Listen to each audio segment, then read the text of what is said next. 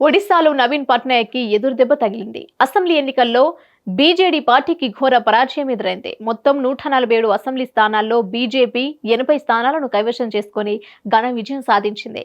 దీంతో 24 ఏళ్ల తర్వాత తొలిసారి బీజేపీ ప్రభుత్వం ఏర్పాటు చేయనుంది.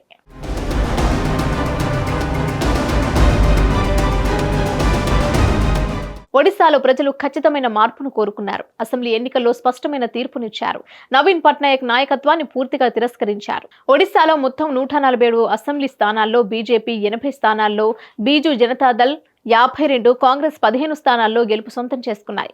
మరోవైపు ఒడిశా లోక్సభ ఎన్నికల ఫలితాల్లో కూడా బీజేపీ ఊహించని ఫలితాన్ని రాబట్టింది. 21 లోక్సభ స్థానాలకు బీజేపీ 19 స్థానాల్లో ఆధిపత్యం కొనసాగించింది. ఒడిశా బీజేపీ ముఖ్యమంత్రిగా ఎవరిని నియమిస్తుందనే అంశంపై ఆ పార్టీ రాష్ట్ర అధ్యక్షుడు మన్మోహన్ సమాల్ పలు జాతీయ మీడియా కథనాలు వెలుగులోకి వచ్చాయి. ఆ కథనాల ఆధారంగా ఒడిశా సీఎం రేసులో 4 అభ్యర్థులు ఉన్నట్లు తెలుస్తోంది. వారిలో బీజేపీ కేంద్ర మాజీ మంత్రి, sitting MP Jual Oram, BJP అధికార ప్రతినిధి Sambit Patra, BJP national vice president Baijayant Panda, BJP నేత రవీంద్ర ప్రధాన్లున్నారు.